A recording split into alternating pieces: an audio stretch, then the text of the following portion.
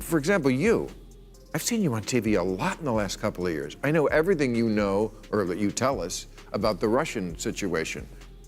I don't have a clue what you think about healthcare. I've never heard it. Yeah. I don't know whether you're for Medicare for all, or improve Obamacare, or get a chicken. I don't know what. How do we help you get this done? Not how do we put more obstacles in the way? I haven't forgotten about your roof. All of that is important to keeping. And my pot store. And what? And the pot store, the Woods that I own with Woody Harrelson. It's just the biggest problem we had was the government of California. What happens when a comedian starts asking the questions politicians hope never get asked? The result is exactly what you'd expect: awkward silences, exposed contradictions, and a political showdown that gets uncomfortable fast. Bill Maher and Adam Schiff have clashed before, and those encounters were never polite debates. Maher thrives on challenging what he sees as the excesses of modern political culture, while Schiff often represents the polished, disciplined messaging of Washington's Democratic establishment. Put them in the same room, and the tension is immediate. Neither man is particularly interested in backing down, which is why their exchanges tend to turn sharp within seconds. And in this conversation, Maher wasn't just asking questions. He was setting traps. A statement from the administration: the president had the constitutional authority to direct the use of military force because he could reasonably determine that such use of force was in the national interest. That's too vague for you? Totally vague. Okay, because that's from Obama about Libya. Maher casually reads a statement about military action in Libya. The wording sounds familiar: vague, cautious, the kind of language politicians use when they're trying not to say too much. Then Maher asks Schiff a simple question: does that statement feel too vague? Schiff nods without hesitation. Yes, absolutely. There's just one problem. The quote Schiff just criticized wasn't from Donald Trump. It came from Barack Obama. In a single reveal, Maher flips the script. The moment lands like a punchline, but the message behind it is serious. Political outrage often depends less on the words being said and more on who said them. Schiff suddenly finds himself scrambling while the audience processes what just happened. And if that moment felt uncomfortable, the conversation was only getting started. If film and TV productions continue to move out of California due to tax incentives in other states, what might the future look for Los Angeles? Is there a risk of it becoming the next Detroit? Well, I don't agree with the diagnosis of why the film industry is leaving. They're leaving because they're getting richer incentives in other states and other countries. And we haven't kept pace with that. So if you want to film in the United Kingdom, you're going to get a tremendous tax break, and our motion picture industry has left the country. If you want to film in New York or Georgia, there are generous tax incentives. If we want to keep the industry here, we're going to have to compete with tax incentives. California has started to do that. At one point, the discussion shifts to Hollywood and why so many productions are quietly packing up and leaving California. Maher doesn't treat it like a mystery. The explanation, he argues, is painfully obvious: cost. California has some of the highest taxes and regulatory hurdles in the country. Meanwhile, places like Georgia, Canada, and the United Kingdom offer massive incentives to filmmakers. When a studio can save tens of millions of dollars simply by moving production somewhere else, the decision becomes less ideological and more mathematical. Hollywood isn't relocating for the scenery. It's relocating for survival. Every year, California loses people because they are being driven away by a high-tax, high-regulation state where public services don't reach the standards that they should. That should be a signal that we shouldn't have one favored industry or another. We should have a favored state. California should be competitive. And this is where things get awkward again. Before Maher even finishes his point, Schiff tries to pivot the conversation elsewhere. But the underlying issue is hard to ignore. California has been losing residents and businesses for years, with companies from tech to entertainment expanding operations in states with lower costs and fewer regulations. Maher has been pointing this out for years, often to the frustration of his own political allies. Which raises a fair question. If the problem is obvious to everyone working in the industry, why do so many leaders act surprised when companies leave? not how do we put more obstacles in the way. I haven't forgotten about your roof. All of that is important to keeping... And my pot store. And what? And the pot store, the Woods that I own with Woody Harrelson. It's just the biggest problem we had was the government of California. I imagine your producers are saying, oh God, I can't believe Schiff brought up his roof. Yeah, I mean, we love it here. We want to live here. The West Coast has the sunshine and the girls all get so tan. I don't know how I can... The reality is that California's economic pressures have reached a breaking point. Housing prices have skyrocketed, with the median home price in many areas climbing well above what middle-class families can afford.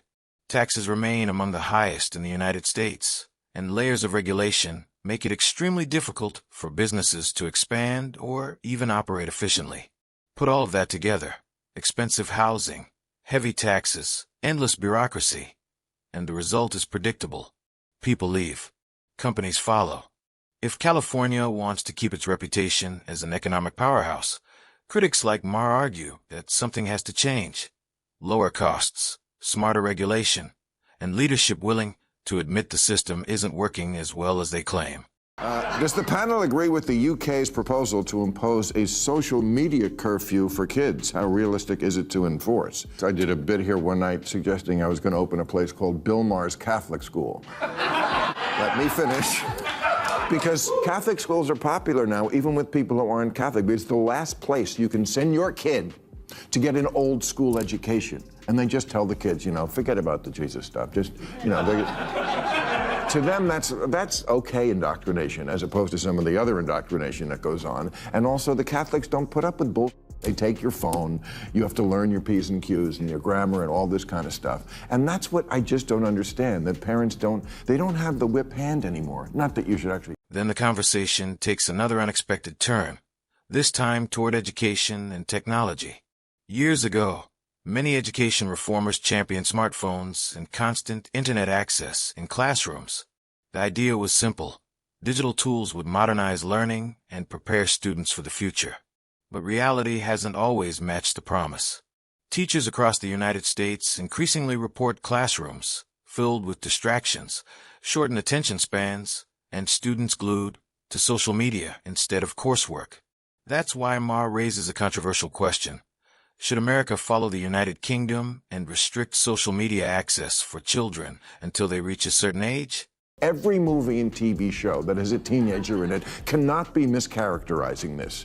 And the kids they don't listen to their parents, they turn their back on them, they walk out of the room, things that would just get me shut down when I was a kid. And I think it starts with the phone. It sounds like a straightforward question, but it carries serious implications. As Maher pushes the issue, Schiff appears increasingly cautious. Maher doesn't soften the argument either. He talks about discipline, attention, and the basic purpose of education, training young minds to focus long enough to actually learn something. In a world dominated by algorithms and constant notifications, the question becomes unavoidable. Are we helping students succeed, or are we quietly sabotaging their ability to concentrate? The reason why Joe Biden is going to beat Donald Trump is because at the end of the day, America is going to want a president who is a decent human being, who doesn't shit on other people, who has some interest in the American people, some interest in something beyond himself. But perhaps the most interesting moment comes when the conversation shifts to elections. At the time of this exchange, Adam Schiff was confident Democrats were headed toward victory. Many commentators shared that optimism. Maher didn't. Instead, he calmly challenged that certainty, arguing that something deeper was happening beneath the surface of American politics. I put out an article last year, and it was called "Separating Sports by Sex Doesn't Make Sense." Right. And talked about how we separate sports like the WNBA just because it's just socialization. This is insane. I agree. Okay. That's why people vote for Trump. Mm-hmm. Because there's stuff like that on the left that people just go, I know Trump's horrible, but separating sports by sex makes perfect sense. Mm-hmm. And if you think it doesn't, you can't leave the country. That's cutting off your nose to spite your face. Okay. I'm just giving you the answer to the question you're asking all night long. Why do they vote for Donald Trump? It's not always because they like him. No, it's because stuff like that is kooky. Looking back, his warning feels almost prophetic. While many voices on the left confidently predicted an easy win, Maher suggested that frustration was quietly building among ordinary voters. Rising costs, cultural battles, and constant political outrage were wearing people down. And when voters feel ignored long enough, they eventually respond the only way they can, at the ballot box. Maher's argument wasn't complicated. Americans, he said, were growing tired of ideological extremes and endless culture wars. They wanted practical solutions, not lectures. That frustration eventually translated into strong support for Donald Trump. Whether people agreed with Maher's analysis or not, his central point was clear. Dismissing voter frustration is one of the most dangerous mistakes any political party can make. I've seen you on TV a lot in the last couple of years. I know everything you know, or that you tell us, about the Russian situation. I don't have a clue what you think about health care. I've never heard it. Yep. I don't know whether you're for Medicare for all, or improve Obamacare, or get a chicken. I don't know what. Here's what I was telling my colleagues, and particularly these wonderful candidates we had running in the midterms. Don't talk about Russia. You're not going to persuade people to vote Democrat or Republican based on Russia. But what about Trump? Now, I get asked about it because, you know, our investigation for the last 2 years was the only investigation into what Russia did. Right. And people ask me about it. But what I urge the candidates and what I urge our nominees to talk about is, how are you going to help American people put bread on the table? Maher then pushes Schiff on something even simpler. What's your message? It sounds like the easiest question in politics. Yet Schiff struggles to give a direct answer. Instead, the response drifts toward familiar talking points, criticisms of Trump, general warnings, the usual script. But Maher's point is sharp. Criticizing an opponent might energize a political base, but it doesn't automatically create a vision for the country. Eventually, voters want something concrete, a plan, a direction, a reason to believe the future will actually improve. And that's where many political campaigns begin to falter.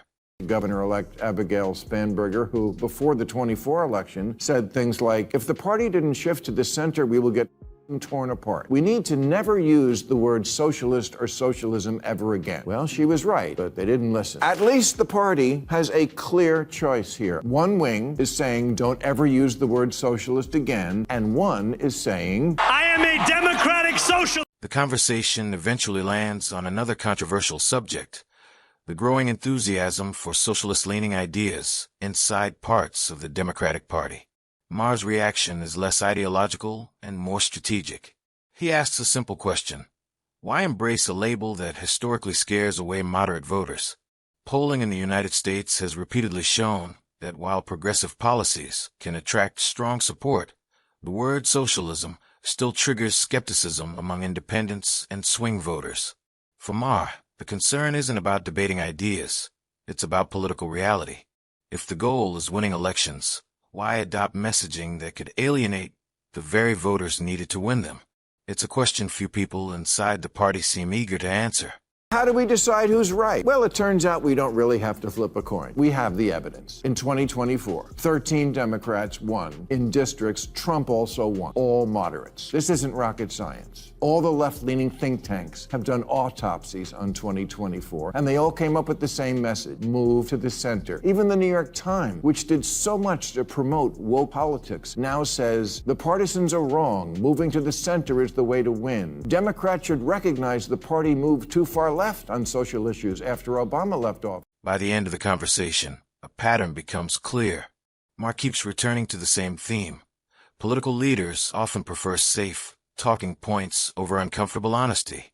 Whether he's exposing double standards, questioning California's economic policies, challenging social media culture, or pressing Democrats about their strategy, his argument stays consistent. Voters, he says, are losing patience with scripted answers and ideological echo chambers. They want clarity.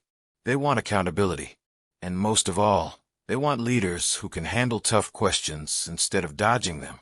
Because in the end, politics isn't just about winning arguments on friendly networks or inside comfortable bubbles. It's about convincing the millions of people who don't already agree with you. Ignore that reality long enough, and the voters will eventually remind you. And when they do, the results can surprise everyone.